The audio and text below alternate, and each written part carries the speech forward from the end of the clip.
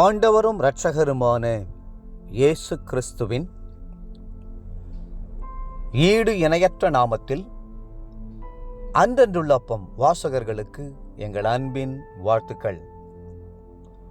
2024 ஆண்டு ஜூலை மாதம் 23ஆம் தேதி செவ்வாய்க்கிழமைக்குரிய தின தியானம்.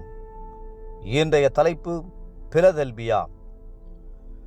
வெளிப்படுத்தின விசேஷம் 3:7 சொல்கிறது, பிலதெல்பியா சபையின் தூதனுக்கு நீ எழுத வேண்டியது என்னவெனில். வெளிப்படுத்தின விசேஷத்திலே ஆதி அப்போஸ்தலர் நாட்களில் இருந்த 7 சபைகளுக்கு ஆவியானவர் கூறிய செய்திகள் எழுதப்பட்டிருக்கின்றன. அதிலே 6வது திருச்சபைதான் பிலதெல்பியா சபையாகும். அன்றைக்கு திருச்சபைகளுக்கு எழுதின ஆவியானவர் இன்றைக்கு தனிப்பட்ட முறையிலே நம்முடைய உள்ளத்திலும் தமது வார்த்தைகளை எழுதுகிறார், ஆலோசனைகளை தெரியப்படுத்துகிறார். பிலதெல்பியா என்ற பெயருக்கு அர்த்தம் என்ன? அந்த பெயர் எப்படி பழக்கத்தில் வந்தது? முன்பு ஒரு காலத்தில் அகாலஸ் என்ற ராஜா துருக்கியில் அரசாண்டு கொண்டிருந்த போது அவனுடைய சகோதரன் அவனுக்கு மிகவும் பிரயோஜனமாகவும் உதவியாகவும் இருந்தான். நன்றி மறவாத அந்த ராஜா தன் சகோதரன் தன்மேல் வைத்த அன்பினாலே அவனுக்கு ஒரு பெரிய பட்டணத்தை கட்டி அதை பரிசாக கொடுக்க விரும்பினான். அந்த சகோதர அன்பினாலே கட்டப்பட்ட பட்டணம்தான் பிலதெல்பியா ஆகும். பிலதெல்பியா என்ற வார்த்தைக்கு சகோதர சிநேகம் என்று அர்த்தம். அந்த சகோதர சிநேகத்தை பார்த்ததினாலோ என்னவோ ஊழியர்கள் அந்த பட்டணத்திலே ஊழியம் செய்து தேவ சபையை கட்டி எழுப்பினார்கள். கிறிஸ்தவ வாழ்க்கையிலே சகோதர சிநேகம் எவ்வளவு முக்கியமானது என்பதை வேதம் பல சந்தர்ப்பங்களில் வலியுறுத்தி சொல்லுகிறது. இயேசு கிறிஸ்துவை நோக்கி பாருங்கள். அவர் நம்முடைய மூத்த சகோதரன், நம்மேல் அளவற்ற அன்பை வைத்திருக்கிறவர்.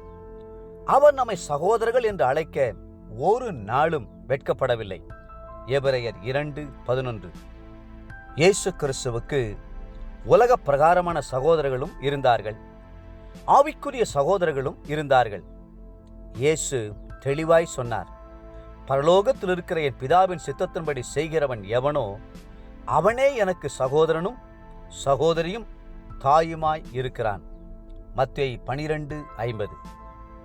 இயேசு கிறிஸ்து 12 சீஷர்களை அழைத்திருந்த போதிலும் அவர் அவர்களை தம்முடைய சொந்த சகோதரர்களாகவே நடத்தி அன்பு செலுத்தி கனப்படுத்தினார். ஒரு குடும்பத்தில் பிறந்த சகோதரர்களைப் போல அவர்கள் இணைந்து சந்தோஷமாய் ஊழியம் செய்தார்கள்.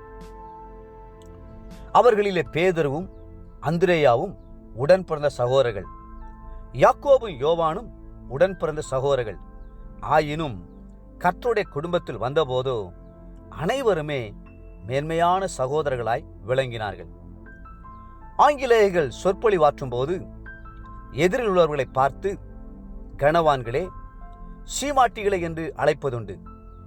கம்யூனிஸ்ட் இயக்கத்தை சேர்ந்தவர்கள் தோழர்களே என்று அழைப்பார்கள். ஆனால் கிறிஸ்தவ மார்க்கத்திலே நாம் சகோதரர்களே என்று அழைக்கிறோம். நாம் எங்கோ பிறந்து எங்கோ வளர்ந்திருந்தாலும் கல்வாரியின் இரத்தத்தால் ஒரே குடும்பத்தை சேர்ந்தவர்கள் என்றும், ஒரே இரத்தத்தால் மீட்கப்பட்டவர்கள் என்றும், ஒரே ஆவியினால் நிரப்பப்பட்டவர்கள் என்றும் உணர்கிறோம்.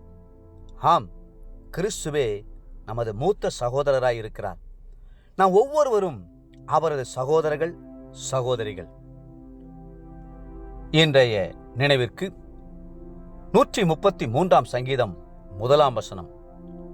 இதோ சகோதரர் ஒருமித்து வாசம் பண்ணுகிறது, எத்தனை நன்மையும் எத்தனை இன்பமுமானது. இன்றைய வேத வாசிப்பு காலை சங்கீதம் 33 மற்றும் 34ஆம் சங்கீதங்கள். மாலை அப்போஸ்தலருடைய நடபடிகள் 24ஆம் அதிகாரம். அன்புக்குரிய அன்றன்றுள்ளப்பம் வாசகர்களே, மீண்டும் உங்களை வாழ்த்துகிறோம். சகோதர சிநேகத்தில் நிலைத்திருங்கள். கர்த்தர் தாமே உங்களை ஆசீர்வதித்து மென்மேலும் உயர்த்துவாராக. ஆமென்.